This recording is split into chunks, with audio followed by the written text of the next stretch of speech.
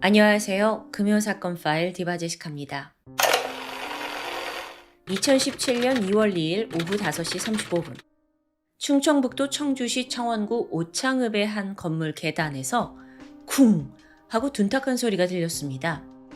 마침 건물 2층에 정형외과가 있었는데 거기 안내 데스크에 있던 간호사가 이 소리를 듣고 수상해서 병원 문을 열어보게 돼요. 순간 그녀 앞에 피범벅이 된 채 계단에 쓰러져 있는 남성이 보였습니다. 이 사람이 층계를 올라오다가 뒤로 쓰러진 건지 다리는 계단 위쪽에 있고 머리는 아래쪽을 향하고 있어요. 너무 놀란 간호사가 일단 119에 신고를 했고요. 곧이어 이 정형외과에서 일하던 의사가 나와서 심폐소생술을 급하게 해요. 구급대가 출동을 했고 이 남성을 응급실로 옮겨보지만 끝내 그는 사망하고 말았습니다. 사인은 과다출혈. 보니까 이 남성 목과 왼쪽 팔뚝, 왼쪽 어깨에 날카로운 흉기로 4번에 걸쳐 찔린 흔적이 있습니다. 그러니까 이미 칼에 찔린 채 이 병원을 찾아오다가 문 앞에서 쓰러진 정황이겠죠. 사망자는 51세였던 가명 박씨. 수사에 나선 경찰은 맨 처음 범행이 어디서 일어났는지 그걸 어렵지 않게 찾아냈어요. 길가를 따라 핏자국이 쭉 나 있었던 거죠. 그렇게 다다른 곳은 정형외과로부터 50m 떨어진 시내의 한 카페입니다. 근데 여기가요, 아파트 단지가 밀집해 있는 상가에 자리 잡고 있었어요. 그럼 분명 목격자도 있었을 거예요. 또 5시 반, 퇴근 시간이라 유동인구도 적지 않은 편이었고요. 근데 정작 카페 직원은 정확히 무슨 일이 벌어졌는지 인지하지 못하는 듯 했습니다. 다만 웬 남녀 손님이 자리에서 실랑이를 벌이다가 황급히 나갔다고만 진술해요. 그럼 그 중에 남성 손님이 숨진 박 씨로 추정되겠죠. 참고로 피해자 박 씨는 인근 고등학교에서 진로 상담 교사로 재직 중이었습니다. 아니 그럼 누가 이 선생님을 공격한 걸까? 상황으로 봤을 땐 여자 같잖아요. 사건이 발생하고 약 1시간 20분 뒤인 저녁 7시. 인근에 있는 오창 지구대로 불안한 표정을 하고 있는 중년 남녀가 들어섭니다. 이걸 본 경찰관은 직감적으로 범인임을 알 수 있었어요. 왜냐하면 그중 여성의 인상착의가 앞서 카페 직원이 진술한 그 일행과 일치했기 때문입니다. 중년 부부 중에 여성이 머뭇거리면서 말해요. 제가 사람을 찔렀습니다. 남편의 설득으로 경찰서를 찾아온 46살의 가명 이씨. 보니까 전과 하나 없는 아주 평범한 가정주부입니다. 경찰이 도대체 왜 이런 일을 저질렀냐? 라고 묻자 이씨가 차분한 목소리로 피해자와의 관계를 설명하기 시작했죠. 우선 이씨에게는 고3 딸 하나가 있습니다. 숨진 박 씨는 그녀가 다니는 학교의 진학상담 교사였고요. 그러니까 즉 이 두 사람은 학부모와 선생님 관계예요. 그럼 다시 보면 이거 학부모가 선생님을 지금 시내 한복판에서 칼로 찔러 살해한 사건이 된 거죠. 여기서 숨진 박 씨에 대해서 좀 더 자세히 설명하자면 그의 정확한 명칭은 산학겸임교사입니다. 자, 그가 근무하던 학교는 특성화 고등학교라고 해서 학생들 취업을 지원하는 걸 목표로 합니다.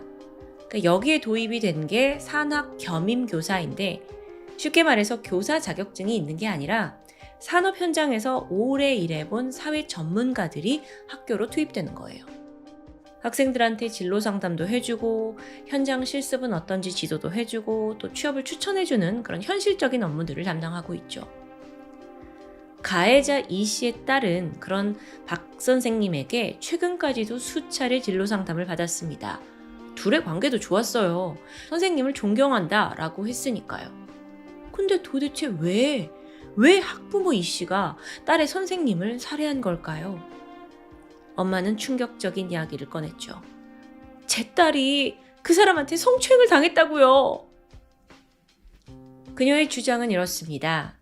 시간은 하루 전인 2월 1일 저녁, 이날 이 씨의 딸은 취업 상담차 선생님과 저녁 식사가 예정되어 있었어요. 근데 엄마로서는 아니 굳이 학교 밖에서 뭐 선생님을 만나서 저녁을 먹는다?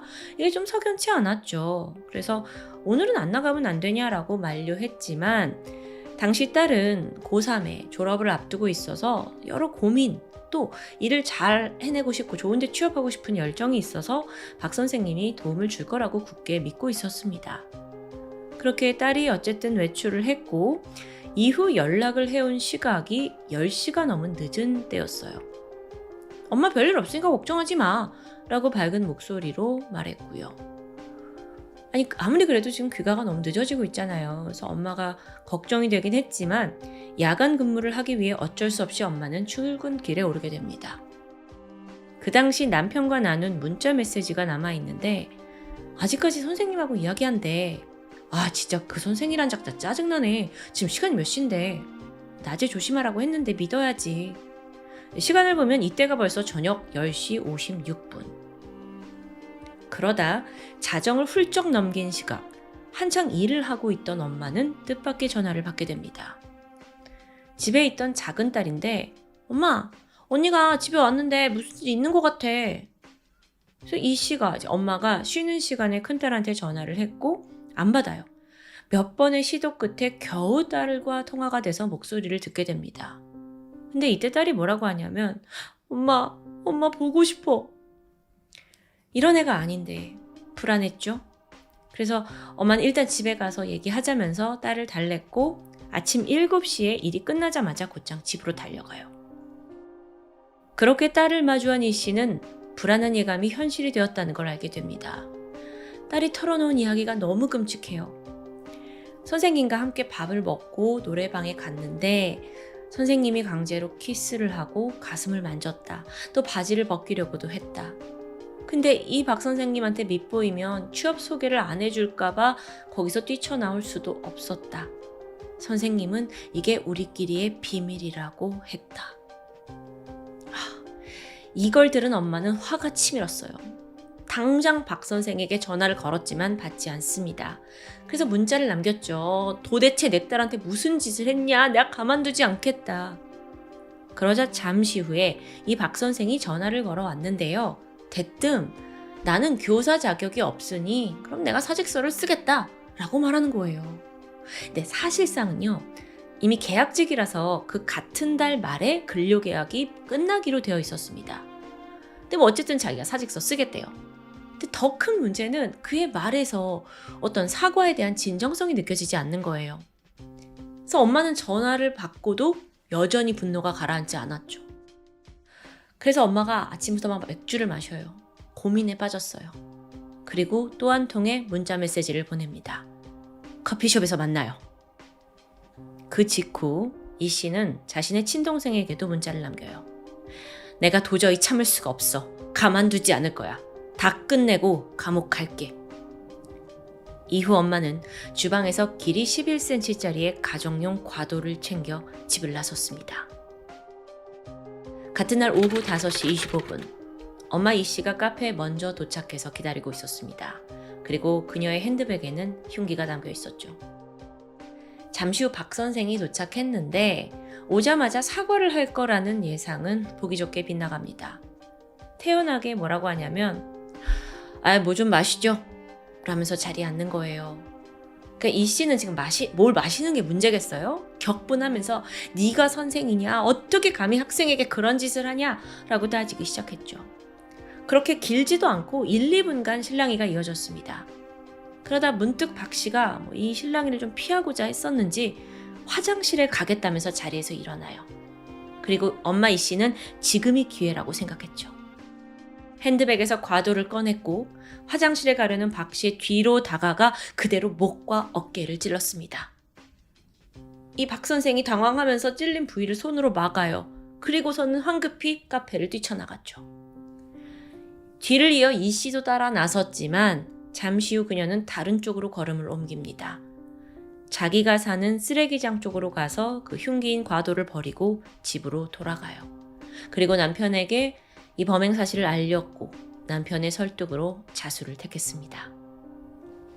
자, 여기까지가 가해자 이 씨의 진술입니다. 범행 당시의 상황은 카페 CCTV에 고스란히 남아 있었고요. 이 씨의 증언이 어느 정도 사실이라는 걸 뒷받침하고 있어요. 근데 더 큰 문제가 있죠. 그녀의 범행 동기, 이게 어디까지 진실이라는 걸까?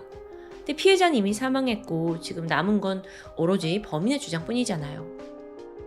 사실 근데 이런 증언이 알려지고 나서 이번에는 피해자 박 씨 지인들이 반발하고 나섰습니다. 특히나 학교의 동료 교사들이 말하길 무슨 소리냐, 박 선생님은 하루에 14시간을 꼬박 일할 정도로 성실한 사람이라는 거예요. 제자들 역시 박 선생님이 학생들 너무 잘 챙겨줬다, 친밀했다. 박 씨의 가족들 또한 막 항의를 합니다. 근데 여기서 분명히 알 수 있는 건 이 평소 박 씨의 평판이 꽤 좋았다는 거예요. 그럼 이제 이 사건의 원인이라고 볼 수 있는 그날 정말 노래방에서 성추행이 벌어졌는가, 여기에 대한 객관적인 증거가 필요합니다. 안타깝게도 노래방 내부에는 CCTV가 없어요. 대신 경찰은 사건 전날에 이 씨의 딸과 박 씨, 이 박 선생이 어딜 갔는지 행적을 뒤쫓게 되거든요. 그러다가 결정적인 증거들을 확보했죠. 먼저 딸이 외출해서 박 씨를 만난 시각은 오후 5시쯤입니다. 두 사람이 함께 저녁을 먹고 술집으로 향해요. 근데 이때가 밤 9시. 물론 이 씨의 딸이 갓 새해를 맞아서 성인이 됐고 술을 마시는 건 법적으로 문제가 없습니다. 하지만 그래도 선생님이란 사람이 이성 제자를 데리고 술집에 간다는 것 자체가 좀 일반적이진 않죠. 이때 술집 주인 또한 이 씨 딸이 너무도 앳된 애잖아요. 이제 막 갓 20살이 된 거니까 신분증 검사를 했다고 해요. 그래도 이 두 사람이, 같이 온 두 사람의 나이 차이가 너무 많이 나 보여서 처음에는 부녀지간인가 싶었다고 합니다. 근데 이제 이 딸이 여자 쪽에서 깍듯하게 존댓말을 쓰는 걸 보고 아닌가 싶었다고 해요. 그렇게 두 사람은 술집에 앉아서 그 자리에서 소주 3병을 마셨습니다. 이후의 행적은 인근 대로변 CCTV를 통해 확인할 수 있었는데요. 영상 속 박 씨가 이미 취했는지 비틀거리면서 길을 걷고 있었고, 딸은 그런 선생님과 어디론가 함께 걸음을 옮겼죠. 거기가 바로 노래방입니다. 2월 2일로 넘어가던 자정 12시. 노래방에 들어와서 이 두 사람이 1시간이요 하고 결제를 하게 돼요. 노래방 주인 역시 이 두 사람 똑똑히 기억하고 있었거든요. 그 이유는 1시간을 넣어주고 이 두 사람이 방 안에 들어갔지만 1시간 동안 그 어떤 노랫소리도 들리지 않았기 때문입니다. 조용해요. 또 마침 이날 노래방에 다른 손님이 없어서 주인이 왜 소리가 안 날까? 더 신경을 쓴 거죠. 그렇게 1시간이 다 지나고 주인이 이제 서비스 좀 시간을 넣어주려던 찰나 두 사람이 방에서 나옵니다. 그래서 이때 주인이 서비스 넣어줄 텐데 뭘 이렇게 벌써 나왔어요? 이렇게 얘기를 했대요. 그러니까 이 박 선생이 하는 말이 서비스 주실 거면 좀 일찍 주지, 더 넣을 수 있었는데 하고 농담하듯 받아쳤다는데요. 근데 이 순간 주인이 무언가를 눈치챕니다. 같이 있던 이 씨 딸이 박 선생님 뒤로 한 발짝 물러나서 노래방 주인한테 조용히 고개를 저는 거예요. 그러니까 서비스를 더 주지 말라는 뜻으로요. 그래서 직감적으로 이상한 분위기를 감지했고 그대로 잘 가시라고 둘을 배웅합니다. 이 장면 또한 노래방 CCTV에 고스란히 찍혀 있어요. 노래방 주인의 증언을 들어보니까 딸이 성추행을 당했다는 그 가해자 이 씨의 주장은 어느 정도 일리가 있는 듯합니다. 비록 그게 방 안에서 벌어진 거라 그 자체를 증명할 수는 없어요. 근데 정황을 보세요. 남자 선생님이 여학생을 술집에 데려가서 소주 3병을 마셔. 그리고 새벽까지 노래방에서 단둘이 시간을 보내. 노래도 안 해. 조용해. 이거 무엇을 봐도 결코 정상이 아니죠. 게다가 의미심장한 증언은 또 있습니다. 사건이 알려지고 방송국에서 취재를 나섰거든요. 근데 이때 박 씨의 제자라는 또 다른 여학생이 제보를 해온 거예요. 그녀는 사건이 벌어지기 불과 한 달 전 자기 역시 불쾌한 경험을 했다고 털어놓습니다. 취업 면접을 봤는데 이때 박 선생님이 집에 데려다 주겠다고 했고 학생은 의심 없이 차에 올라타게 돼요. 근데 상황이 이때 벌어졌죠. 박 씨가 대뜸 학생의 턱을 만지면서 귀여워 이러는 거예요. 그러면서 집에 누가 있느냐고 묻습니다. 그래서 이 아이가 아빠 계신데요 라고 대답하자 이 선생이란 사람이 하는 말이 아쉽네. 그러면서 그치지 않고 네가 너무 귀여워서 납치하고 싶어서 그래. 아니 무슨 애인도 아니고 선생님이 이런 말을 할 수 있어요? 너무 부적절하잖아요. 근데 이후로도 이 아이한테 계속 연락을 해오는 겁니다. 근데 앞서 말한 대로 학생들 사이에서 사실 박 선생은 평판이 좋았어요. 그래서 이때의 학생도 선생님이 워낙 애들한테 좀 잘해주니까 친밀감이 이렇게 표현된 건가? 라고 생각했던 거죠. 그래도 여전히 찝찝했다는데요. 당연하죠. 자, 생전 박 씨의 이런 행동들이 등장하면서 상황은 다르게 흘러갑니다. 물론 엄마인 이 씨의 살인 자체를 용인할 수 있는 건 절대 아니에요. 특히나 우리나라에서는 사적 복수가 엄격히 금지되어 있습니다. 하지만 적어도 왜 학부모가 선생님을 공격했는지 그 이유는 우리가 알게 됐잖아요. 그런데 그럼에도 경찰은 여전히 이 씨의 증언에 의문을 품게 돼요. 딸이 성추행을 당했다면 칼을 들고 그 선생을 찾아갈 게 아니라 경찰이나 학교에 신고할 수 있지 않았냐? 혹시나 이 씨에게 또 다른 살해 동기가 있는 건 아닌지를 살펴볼 필요가 있겠죠. 하지만 그녀가 주장한 것 외에 새로운 혐의점은 발견되지 않았습니다. 자, 이제 법의 심판이 남아있는데 2017년 6월 2일 1심 재판에서 이 씨의 살인은 계획적이라고 판단됩니다. 범행 전 동생에게 계획을 알렸고 또 흉기를 준비해간 점이 결정적이었죠. 재판부는 아무리 딸이 추행당한 문제가 발생을 해도 범행을 하는 건 이 법질서에 용납할 수 없는 사적 복수다라고 판단했어요. 엄중한 책임을 물었고 그녀에게는 징역 10년형이 내려집니다. 그리고 6개월 후에 2심 재판이 열리거든요. 이날 이 씨에겐 원심을 파기하고 형량이 줄어든 징역 7년형이 선고되었습니다. 감형 이유를 좀 보니까 살인의 행위는 어떤 이유로든 정당화될 수 없다.